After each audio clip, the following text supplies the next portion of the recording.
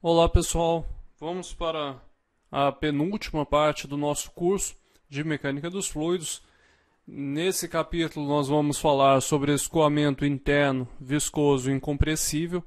E no próximo capítulo nós fecharemos o curso de Mecânica dos Fluidos com escoamento externo, viscoso e incompressível.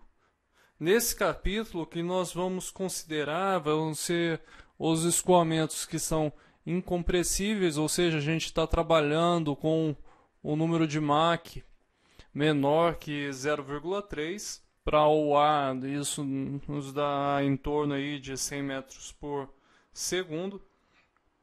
Esse capítulo vai estar dividido, o livro faz essa divisão, eu acabei não seguindo a mesma divisão aqui nos slides, mas vai ser mais ou menos em 3 partes. A primeira parte a gente vai focar no escoamento laminar completamente desenvolvido de um fluido, vai ser entre placas paralelas ou em um duto, tá? E esses casos, o grande diferencial desses casos é que nós vamos poder estar estudando esses casos analiticamente. Na parte B, a gente vai começar a trabalhar um pouco sobre escoamentos turbulentos. Vocês vão ver como que nós podemos tratar isso. O escoamento turbulento ele não consegue ser resolvido da mesma maneira que o escoamento laminar. Por quê? Porque no escoamento turbulento a gente não tem a solução exata das equações, tá? E a parte C vai ser uma discussão dos métodos de escoamento. Isso daí vai ficar mais para o final desse capítulo.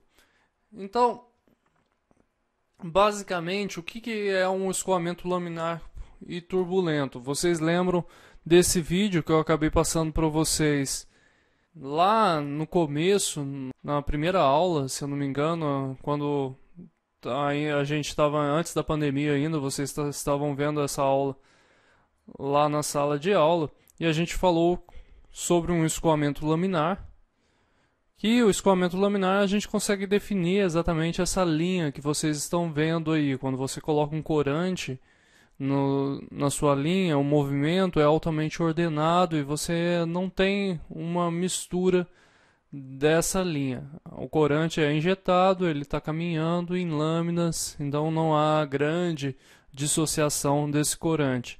Já quando a gente tem o escoamento turbulento, existe um movimento aleatório do escoamento, que é isso que está acontecendo aqui nesse exemplo que eu estou mostrando para vocês do vídeo. Nesse caso, o escoamento ele é bem mais alto e quando a gente introduz o corante, acaba dando essa mudança grande nesse fenômeno aí, tá? Então, se você começar a diminuir a vazão, diminuindo a vazão, a gente vai começar a transformar o escoamento turbulento para um escoamento laminar. E isso é o que está acontecendo aqui. Então, o escoamento laminar é aquele no qual o fluido escoa entre lâminas ou camadas e que não há uma mistura macroscópica de camadas adjacentes de fluido. Ou seja, quando você marca uma partícula com corante, uma linha com corante, você não vê essa mistura das partículas da linha no seu fluido inteiro. E já o escoamento turbulento é aquele que as partículas apresentam um movimento aleatório, que vai ser um movimento macroscópico. Você vai conseguir definir bem esse movimento porque você tem zonas de recirculação no seu fluido e você tem um movimento altamente aleatório.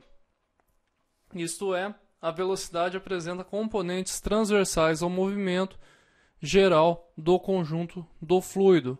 Ou seja, no escoamento laminar a gente consegue representar a velocidade.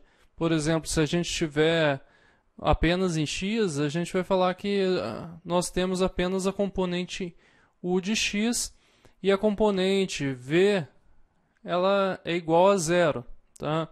Já no escoamento turbulento, a gente não pode falar isso, porque existe uma componente que a gente vai chamar de um v barra aqui, que é uma componente aleatória. E vocês vão acabar estudando isso um pouquinho mais para frente nesse capítulo.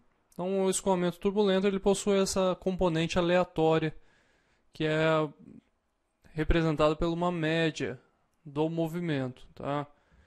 E a região de transição, que é a zona a partir da qual você sai do escoamento laminar e torna para um escoamento turbulento, ela vai ocorrer quando a velocidade do escoamento começa a aumentar e as forças de inércia elas começam a sobrepor as forças viscosas. Vocês se lembram lá da definição do número de Reynolds? O que era o número de Reynolds? Reynolds era ρ v d sobre μ, ou seja, era a razão entre as forças de inércia sobre as forças viscosas. Quando eu tenho um Reynolds pequeno, eu tenho um escoamento laminar, ou seja, as minhas forças viscosas elas são suficientes para impedir esse movimento aleatório das minhas moléculas.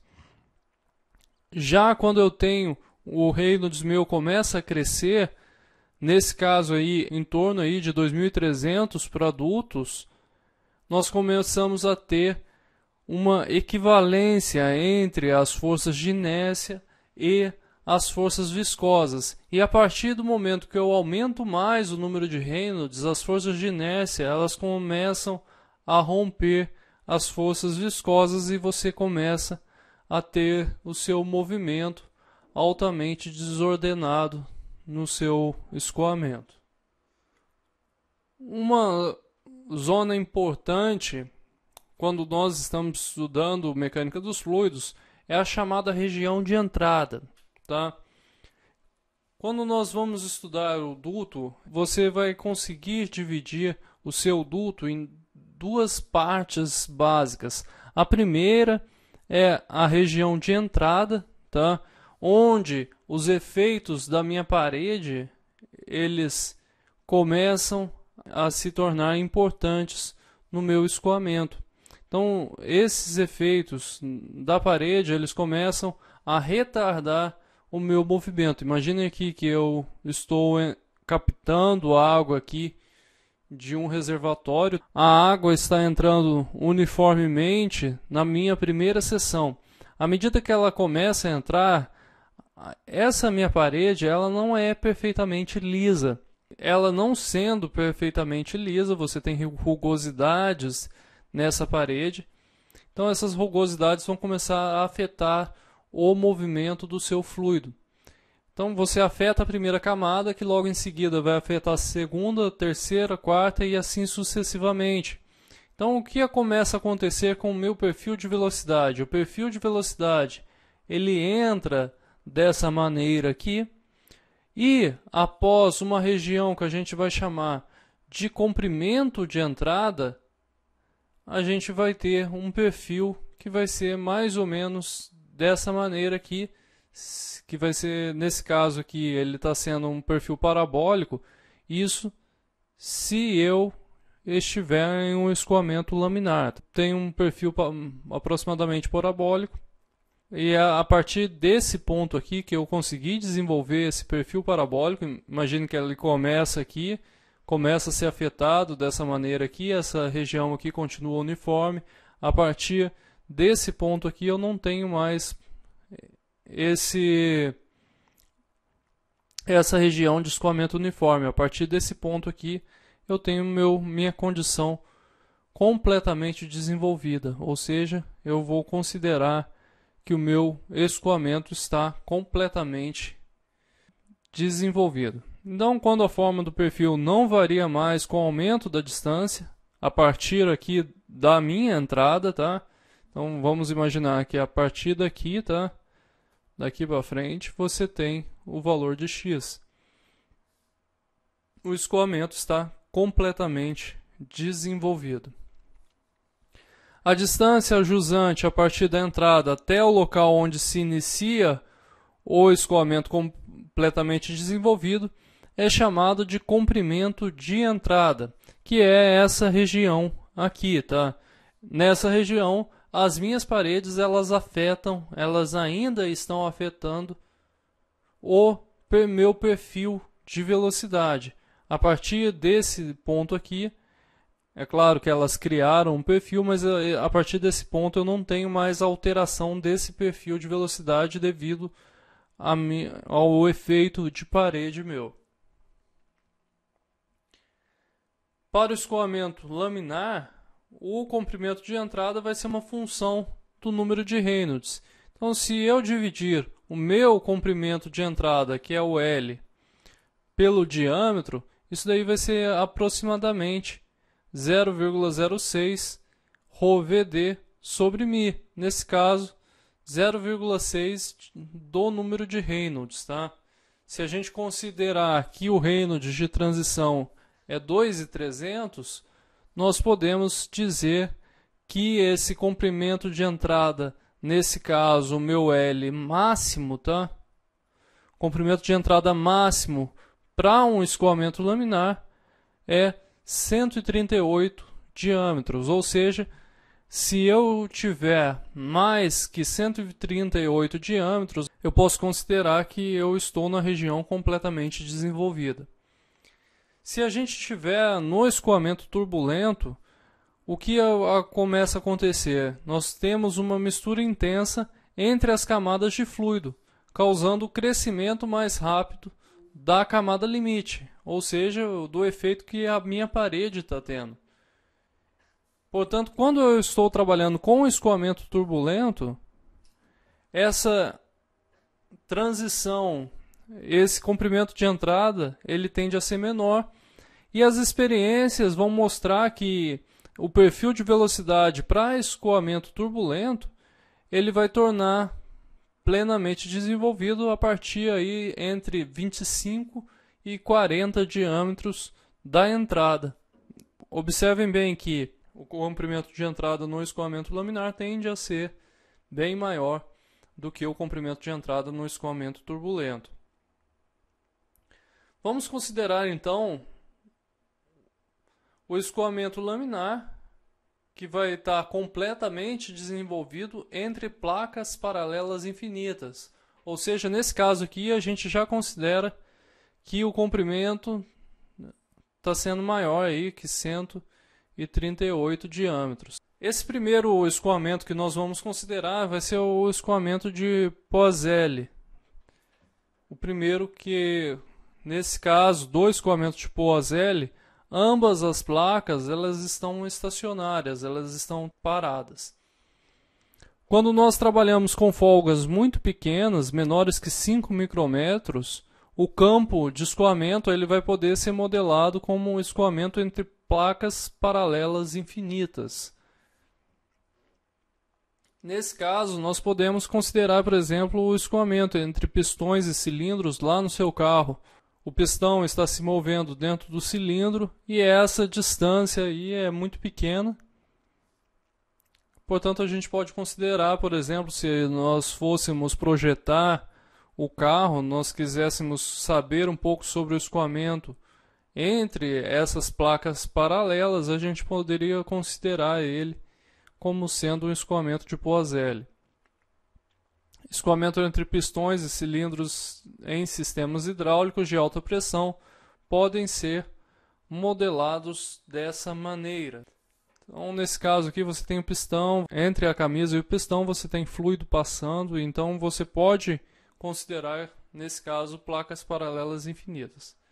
Se a gente considerar o escoamento como um laminar, permanente, incompressível e completamente desenvolvido, entre as placas paralelas infinitas, nós podemos pegar um elemento diferencial do nosso fluido. Nesse caso, escolheu-se um elemento diferencial de ΔX por ΔY. Em X, o que nós temos em X, as forças agindo sobre esse volume de controle. Eu tenho a diferencial de pressão, a pressão que está atuando nessa face e nessa face. Além disso, eu tenho cisalhamento entre as minhas camadas. Eu tenho uma força de cisalhamento que está ocorrendo devido à minha tensão viscosa tal YX. Como o escoamento ele é totalmente desenvolvido, a minha velocidade ela não muda com relação mais a x. Então, o perfil de velocidade ele vai se repetir para todos os valores de x. Portanto, a derivada de u com relação a x ela é igual a zero. Assim, o fluxo de momento pela esquerda tem que ser igual ao fluxo de momento pela direita. A gente não tem uma variação da quantidade de momento no nosso sistema.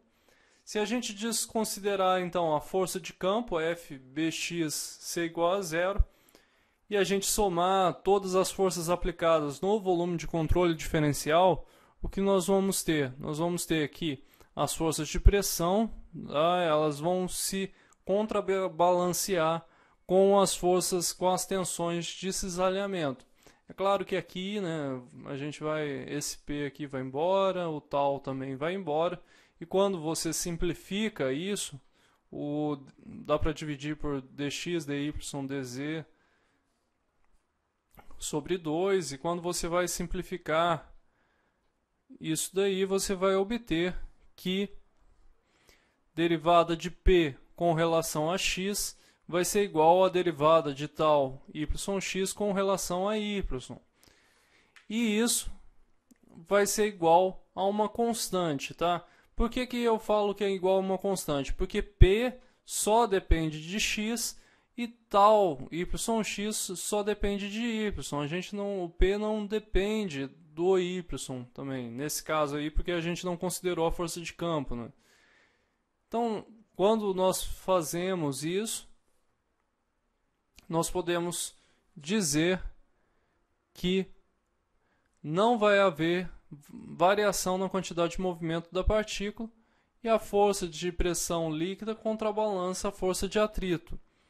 Se a gente integrar a equação 7.3 em y, nós vamos obter que o tal yx vai ser a derivada com relação a x de y mais uma constante C1, mas a gente sabe que lá da equação constitutiva que a gente aprendeu lá no capítulo 1, o tal yx vai ser igual a μ derivada de u com relação a y, e isso nós podemos substituir isso daqui nessa equação aqui, tá? Para nós obtermos o valor da velocidade, agora o que nós podemos fazer?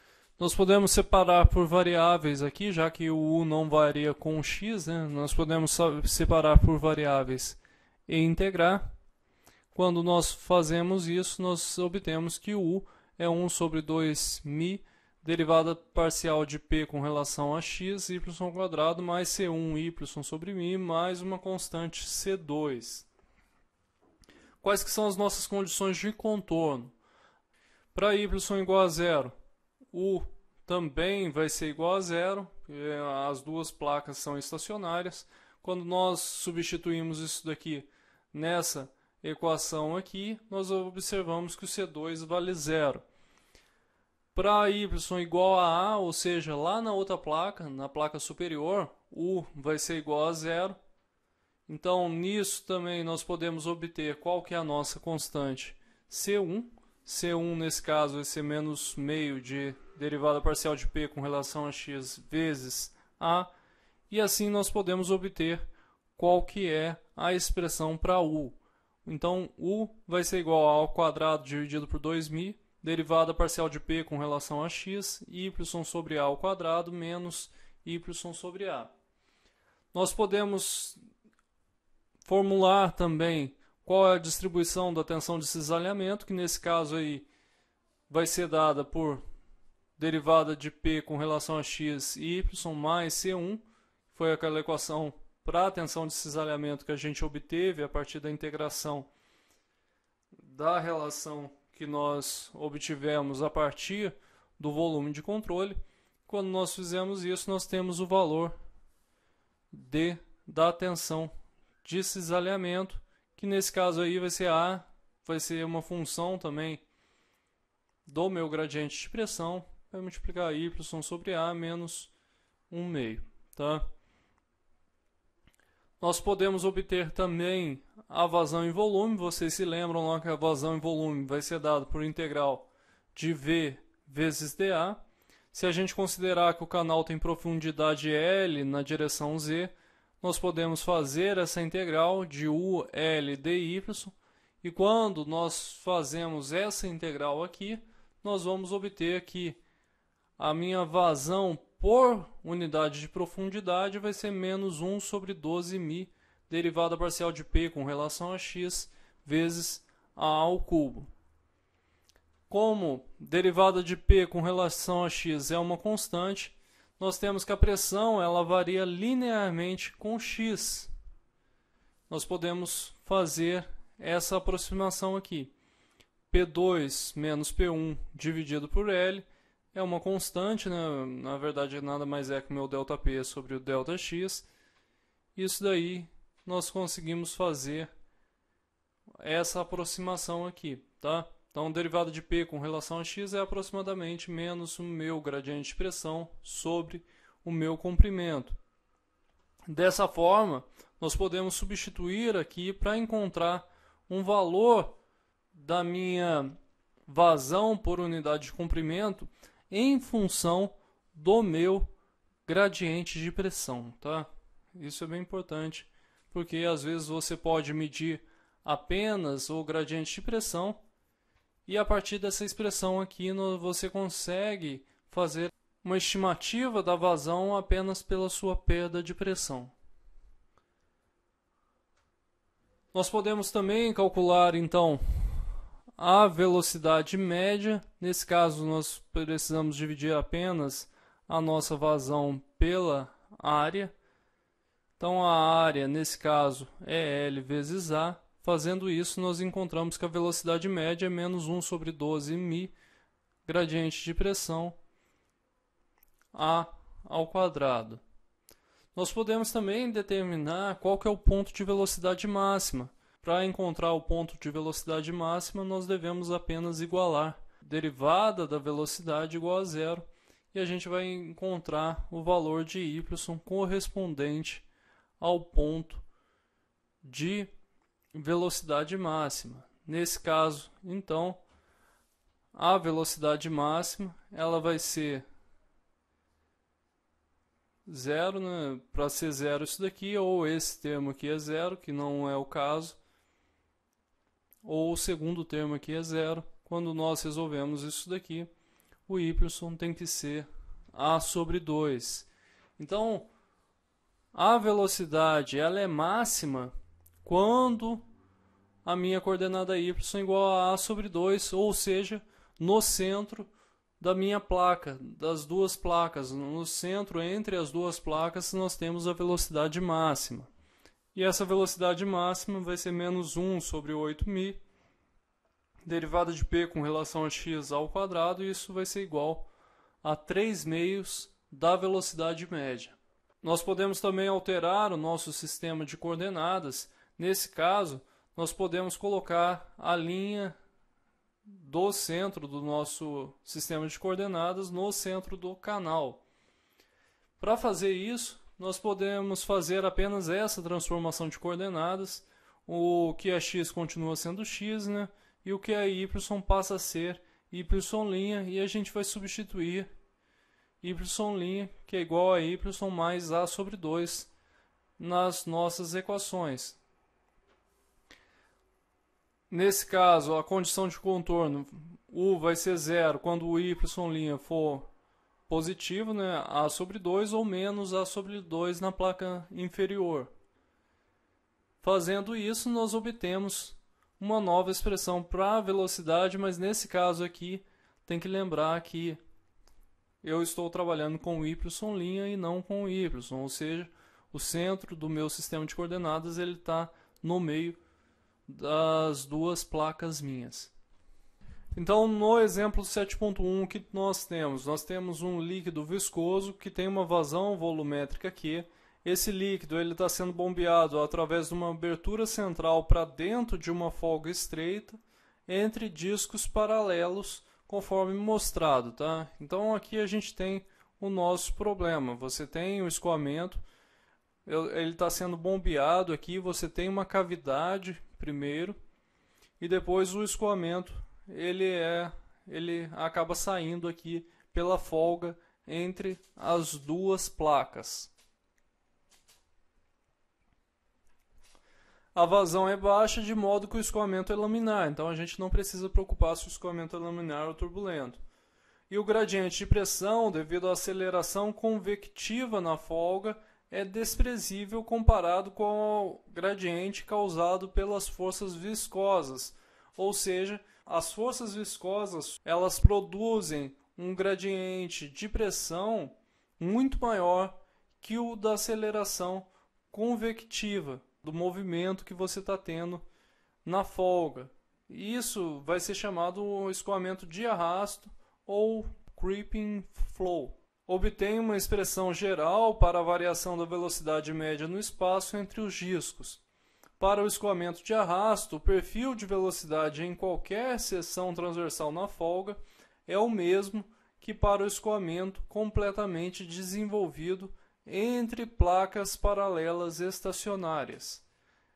Isso daí é um dado bem interessante, porque a gente pode utilizar as análises que nós fizemos, pois quando nós tivermos escoamento de arrasto, nós temos o mesmo perfil de escoamento completamente desenvolvido entre placas paralelas estacionárias. Avalie o gradiente de pressão dP/dr como função do raio. Obtenha uma expressão para a pressão em função do raio e mostre que a força líquida requerida para manter a placa superior na posição mostrada, como a distância h, vai ser essa força aqui. Tá certo? Então vamos para a resolução desse exemplo. Na resolução então do exemplo 7.1, o que nós vamos fazer? Nós temos que obter três coisas: a expressão para a variação da velocidade média no espaço entre os discos, calcular qual que é o gradiente de pressão, obter a expressão para a pressão em função do raio e mostrar que a força líquida é aquela expressão. Da definição da equação da quantidade de movimento, nós sabemos que a vazão é dada pela velocidade média vezes a área, certo? Então nesse caso aqui nós temos que a área, qual que vai ser a área nossa? Vai ser o 2π vezes o h, que multiplica a distância nossa do raio, tá? Então a área é R vezes h, então a velocidade média v bar é igual a Q sobre 2πrh, e essa é a primeira expressão geral para variação da velocidade média no espaço entre os discos. Já a variação da pressão, ela vai poder ser obtida a partir de uma analogia com a equação 7.6 de escoamento entre placas paralelas.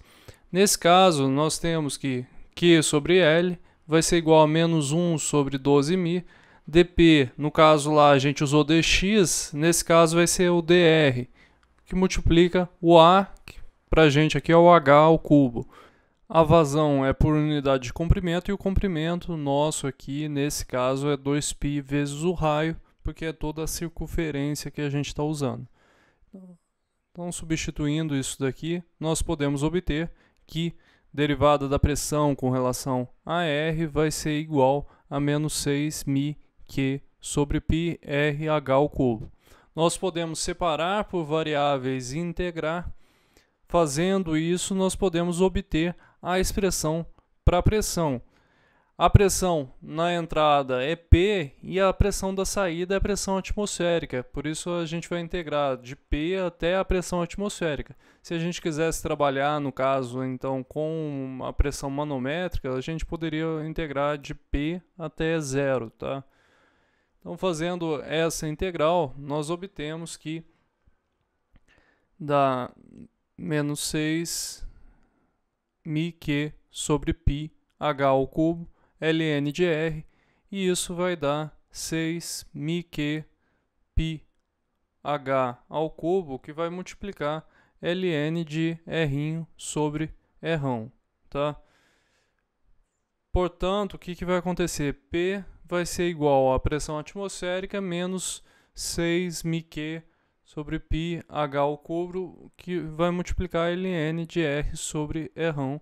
E essa é a resposta do terceiro item que eles pedem, que é a expressão para P de r. Nesse caso aí o R está variando entre o R0 e o R, e o P está variando de P0, tá? Então o que que acontece?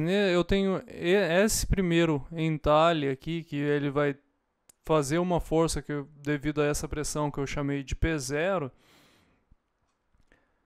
e a gente vai fazer novamente a nossa integração. Na placa superior, a nossa diferencial de força vai ser a pressão, que vai multiplicar 2π RdR.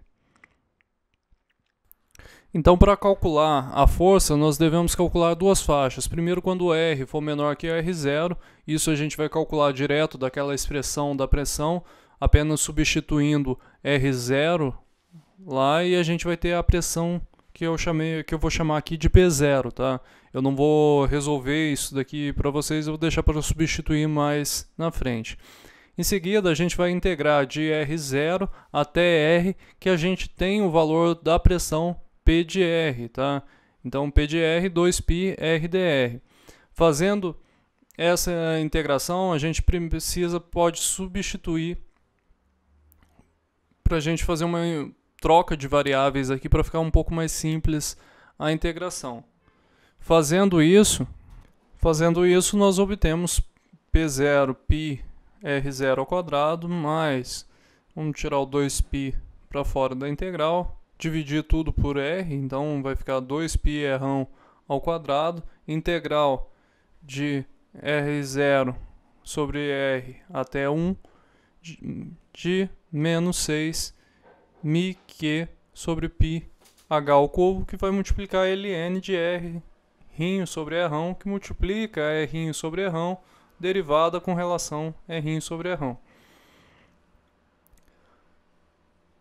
Portanto, Fz vai ser igual a P0 π R0 ao quadrado, tirando os termos de dentro da integral, os termos constantes de dentro da integral, vai ficar 12 μq R ao quadrado H ao cubo, que vai multiplicar R' sobre R' ao quadrado, multiplica 1 meio de ln de R sobre R' menos 1 quarto, isso daí é aplicado de R0 até 1. Nós vamos avaliar agora os limites disso, lembrando que nesse caso aí a gente está trabalhando com o R' sobre o R', que é a nossa variável. Fazendo a aplicação disso daí, nós podemos agora substituir o P0, tá? Então nessa próxima linha eu estou substituindo já o menos 6 μq R0 ao quadrado sobre H ao cubo. Eu vou fazer só apenas uma inversão aqui, colocar R ao quadrado sobre H ao cubo, que multiplica R0 ao quadrado sobre R ao quadrado, tá? Então apenas coloquei esse R ao quadrado, multipliquei e dividi por R ao quadrado, ln de R0 sobre R menos 6 μq R ao quadrado sobre H ao cubo. Quando coloca 6 μq R ao quadrado sobre H em evidência, a gente vai encontrar o nosso valor, tá? Que é de UFZ igual a 3 μq R ao quadrado sobre H ao cubo, que multiplica 1 menos R0 sobre R ao quadrado, e isso era aquilo que a gente estava esperando encontrar no nosso problema. Finalizamos então o exemplo 7.1. Eu espero vocês para continuarmos a nossa aula no próximo vídeo.